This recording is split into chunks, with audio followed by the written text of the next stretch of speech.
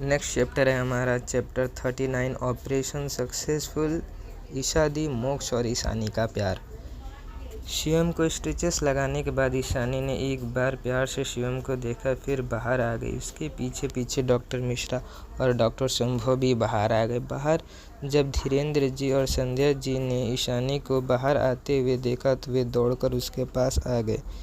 Gate Sandhya ji ने बेचैनी से पूछा, डॉक्टर ईशा, मेरा बेटा कैसा है? अब वे ठीक तो है ना? धीरेन्द्र जी भी आगे आकर अपनी आस भरी आंखों से ईशानी को देख रहे थे और जवाब का इंतज़ार कर रहे थे। तभी ईशानी हल्की स्माइल करते हुए बोली, अब वे बिल्कुल ठीक है अंकल आंटी, आप बिल्कुल फिक्र मत कीजिए, ऑपरेशन सक्सेसफुल हो गई है।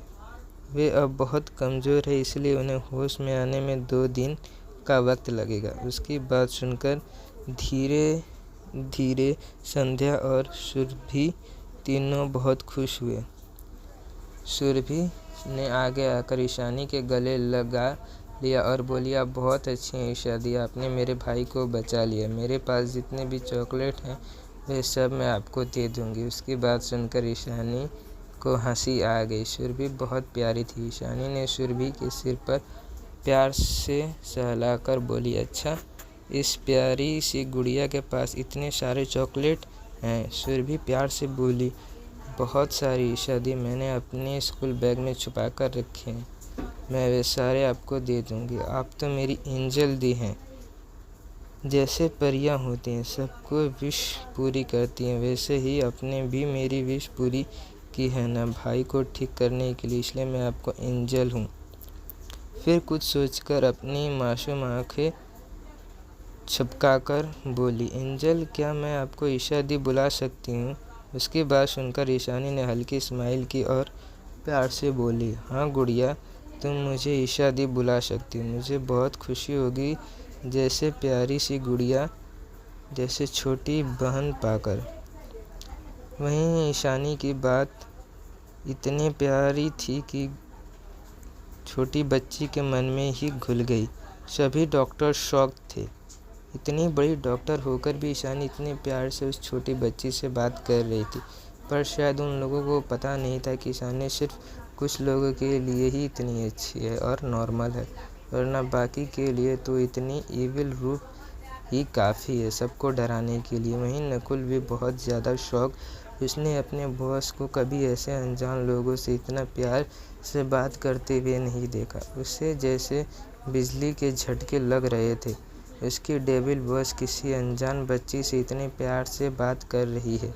वे ईशानी की आंखों में जिंदल फैमिली के लिए एक सॉफ्ट कॉर्नर देख पा रहे थे। उसका कारण वे समझ नहीं पा रहा था। वहीं धीरेन्द्र जी और संध्या जी भी शॉक थे। पहले तो वो डर गए थे कि सुरभि ने बिना परमिशन को ईशानी को हक किया। उन्हें डर लग रहा था कि कहीं डॉक्टर ईशा सुरभि की ऐसे हक करने से गुस्सा ना हो जाए और सुरभि को कुछ बोल ना दे। आखिरकार डॉक्टर ईशा दुनिया की सबसे बेस्ट डॉक्टर थी और अभी भी उन्हें शिवम को बचाया था, इसीलिए वो उसे नाराज़ नहीं करना चाहते थे। पर ईशानी को सुरभि से इतना प्यार से बात करते देखकर उन्हें थोड़ी हैरानी हुई, पर उन्हें खुशी भी हो रही थी। ईशानी किसी बड़ी बहन की तरह सुरभि से प्यार से बात कर रही थी। वहीं मॉनिटरिंग रूम के गेट के पास खड़े मोक्ष, वरुण, तेजस सब चुपचाप सुन और देख रहे थे। जब मोक्ष ने उसके दोस्तों को यहाँ आए थे, उस वक्त नकुल यहाँ नहीं था। फ़ोन कॉल की वजह से वह बाहर चला गया था, वरना अब तक वह ईशानी को मोक्ष से यहाँ होने की खबर देकर अलर्ट कर चुका होता। वहीं मोक्ष तो बस एक तक ईशानी को देख रहा था। वह पहचान गया था कि डॉक्टर ईशा और कोई नहीं, उसकी बेबी डॉल ही है। वे तो मॉनिटरिंग रूम में देखकर ही पहचान गया था कि ये उसकी बेबी डॉल है। और कितनी हैरानी रही होगी मुझे बेबी डॉल, और इतनी आइडेंटिटी और स्किल हैं तुम्हारे पास। मोक्ष ईशानी को देखते हुए मन ही मन सोच रहा था। उसे अपनी बेबी डॉल के ऊपर बहुत प्राउड महसूस हो रहा था। वहीं तेजस और वरुण मोक्ष को देखकर देख रहे थे। जो एक टक बस डॉक्टर ईशा को देखे जा रहा था। तेजस चिढ़कर बोला, यार तू डॉक्टर ईशा को ऐसे क्यों देख रहा है? क्या वो तुझे पसंद आ गई है? तू तो भाभी को धोखा देने वाला है। अगर ऐसा है तो तुझे पहले ही बता देता हूँ कि इस सब में मैं बिल्कुल भी तेरा साथ नहीं दूंगा और घर में सबको बता दूंगा कि तू भाभी को चीट कर रहा है। फिर दादी माँ और आंटी तेरे जो हाल करेंगे उसके जिम्मेदार तू खुद होगा। उसकी बात सुनकर मोक्ष ने उसे घूरकर देखा तो वो चुप हो गया और अजीब मुंह बना लिया। फिर वरुण और तेजस उनकी बातें सुनने लगे। दोनों को ईशानी की आवाज़ जानी पहचानी तो लगी, पर उन्हें यह ज़्यादा ध्यान नहीं दिया क्योंकि दोनों इस वक्त बस डॉक्टर ईशा से मिलकर उन्हें ट्रीटमेंट के लिए कैसे मनाएं यही सोच रहे थे। उनके दिमाग में बस यही चल रहा था कि डॉक्टर ईशा को कितना अपॉइंटमेंट ऑफर करे। वहीं धीरेंद्र, जिंदल, सुरभि और ईशानी के पास आकर बोले, थैंक यू डॉक्टर ईशा, आपने हमारे लिए जो किया। अगर मैं अपना सब कुछ भी अगर आपको दे दूँ तो मुझे कम लगेगा।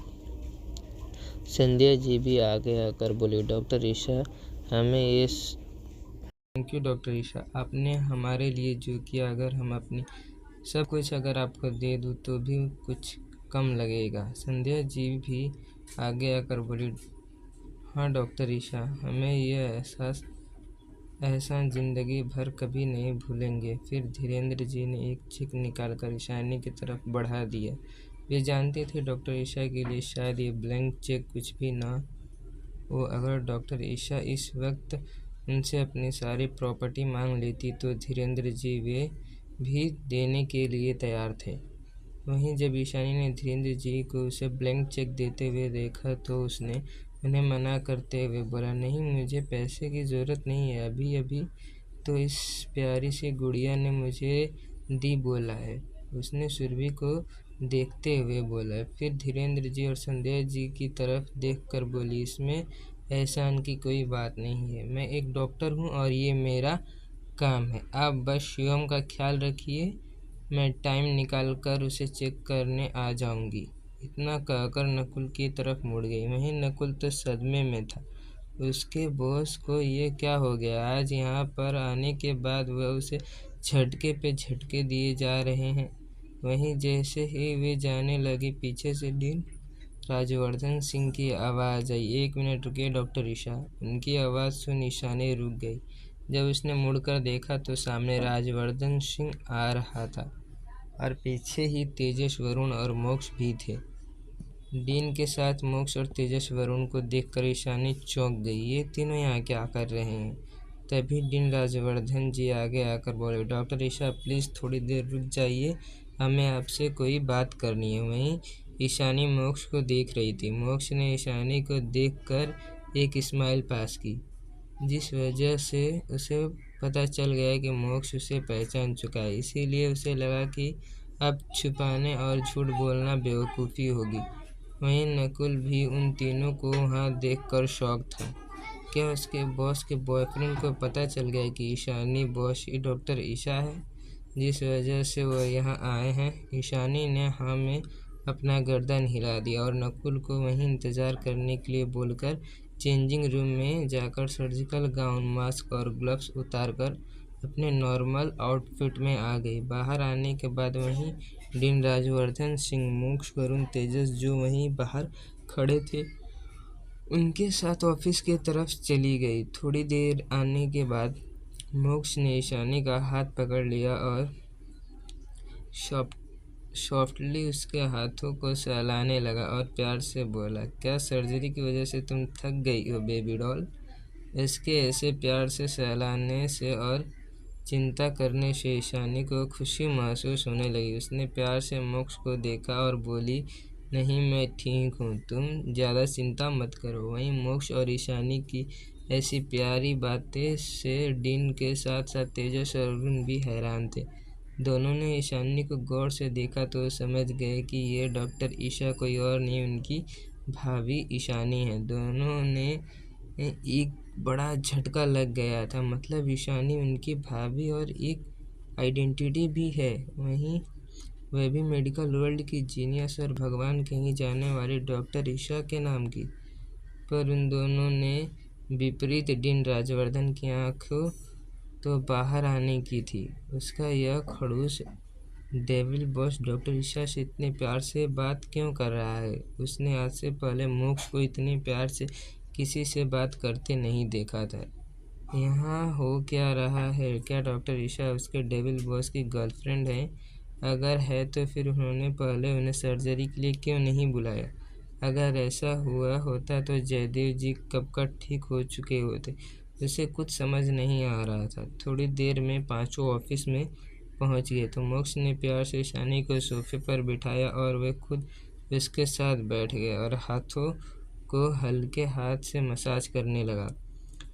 राजवर्धन मोक्ष के इस जेस्चर से फिर से हैरान हो गया।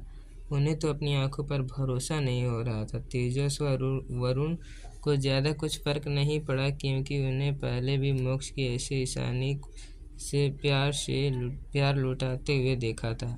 आज के लिए इतना दोस्तों, मिलते हैं अगले चैप्टर में।